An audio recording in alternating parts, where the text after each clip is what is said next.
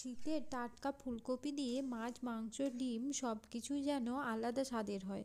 সেই রকমই অন্যরকম স্বাদের রান্না খেতে আমি আজকে দুপুরে বানিয়েছি ফুলকপি দিয়ে ডিমের অমলেট কারি।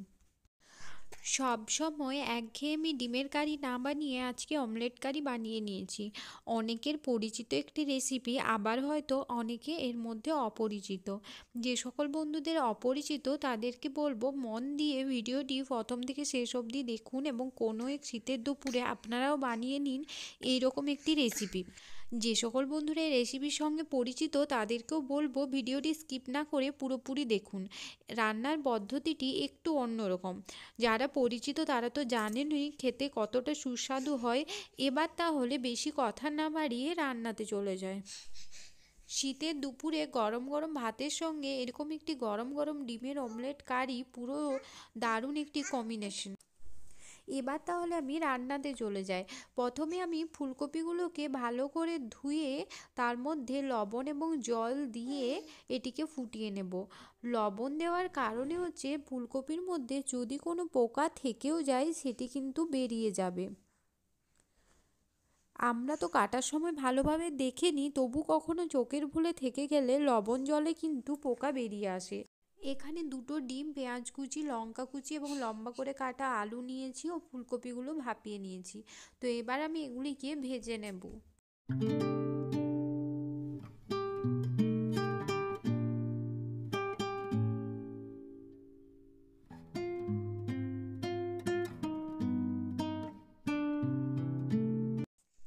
ফুলকপি এবং আলু আমি একসঙ্গে ভেজে নিচ্ছি এবং এখানে সামান্য লবণ ও হলুদ দিয়ে ভেজে নেব।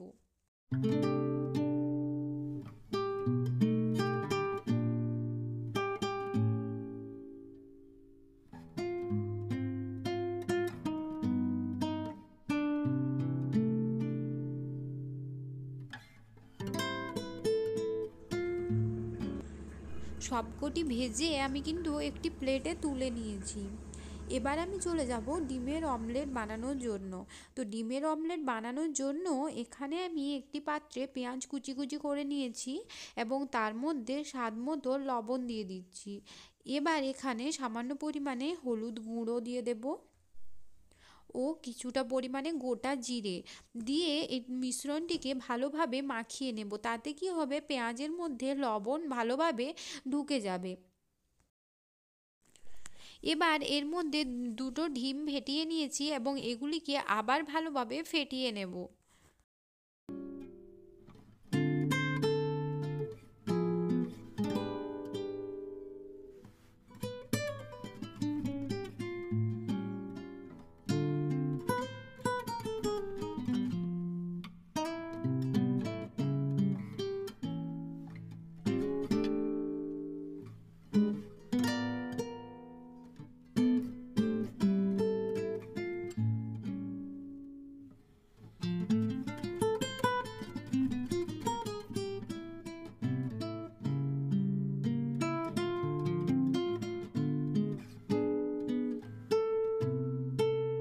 তো দেখতেই পাচ্ছ এখানে আমার ডিম ফেটানো হয়ে গেছে। এবার আমি এখানে আগের থেকে জাল দিয়ে ঠান্ডা করে রাখা দুধ 2 চামচ দিয়ে দেব। তাহলে কিন্তু ডিমের অমলেট খুব ভালোভাবে ফোলে। তো এবার এটিকে দুধ দিয়েও ভালোভাবে ফেটিয়ে নেব।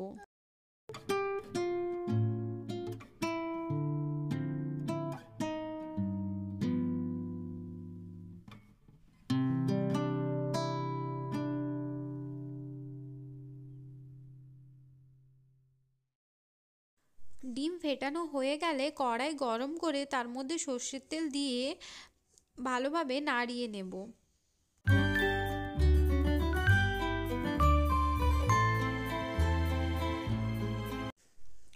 এবার আমি তেলের মধ্যে ডিম ফেটানোটি দিয়ে দেব। তো দেখো আমি পুরোটা একসঙ্গে দিয়ে দেব না, যেহেতু অনেক বড় হয়ে যাবে, তো সেই জন্য আমি কিছুটা রেখে নিয়েছি এবং একবার আমি মিলে দিয়েছি। তো এবার আমি এটিকে পুরোটা গুটিয়ে নিয়েছি। এবার ফাঁকা জায়গাতে আমি আবার যে বাকিটি রয়েছে সেটি আমি ঢেলে দেব।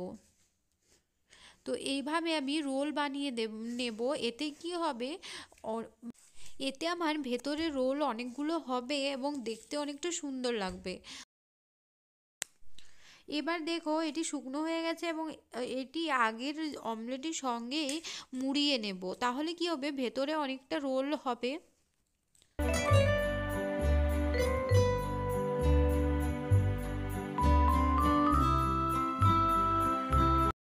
ঠিক এইভাবে তোমরা কিন্তু অমলেটটি বানিয়ে নেবে।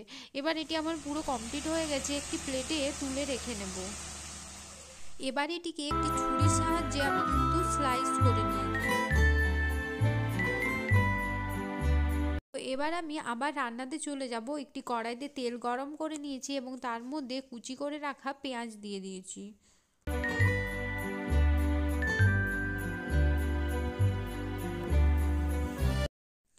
পেঁয়াজগুলো হালকা বাদামি বর্ণ ধারণ করলে এর মধ্যে কেটে রাখা টমেটো কুচি দিয়ে দেব। টমেটো কুচিও ভালোভাবে ভেজে নেব। টমেটো ভাজা হয়ে গেলে এবার এর মধ্যে কাঁচা লঙ্কা অ্যাড করে দেব।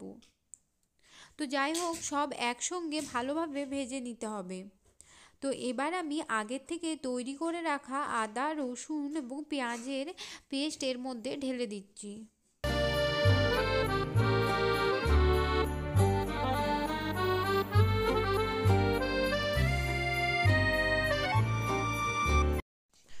এবার মশলাটিকে ভালোভাবে কষিয়ে নিতে হবে। এবার একটি বাটিতে আমি হলুদ গুঁড়ো এবং পরিমাণ মতো লবণ ও 1 চামচ জিরে গুঁড়ো এবং 1 চামচ ধনে গুঁড়ো নিয়েছি। এবার সব মশলাগুলিকে ভালোভাবে গুলিয়ে নেব।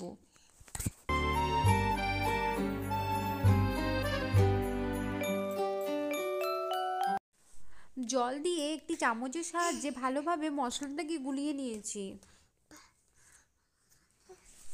এবার গুলে রাখা মশলাটিও আমি কড়াইতে দিয়ে দিচ্ছি। সবগুলো মিলিয়ে মিশিয়ে ভালোভাবে কষিয়ে নিতে হবে।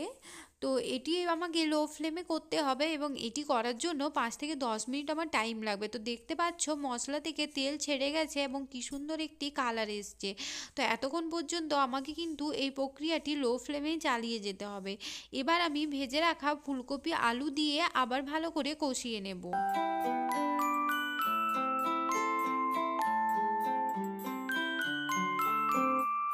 ফুলকপি আলু কষা হয়ে গেলে এর মধ্যে আমি জল ঢেলে দেব। তো এখানে আমি কিন্তু যেহেতু ফুলকপিটি আগেই সেদ্ধ করে হালকা সেদ্ধ করে নিয়েছিলাম এবং আলুটাও যেহেতু অনেকটা পাতলা করে কেটেছি এবং কিছুটা ভেজেও নিয়েছি, তো সেই কারণে সেদ্ধ আমার 50% মতো হয়েই আছে। তো এই কারণে আমি এখানে কম জল দেব।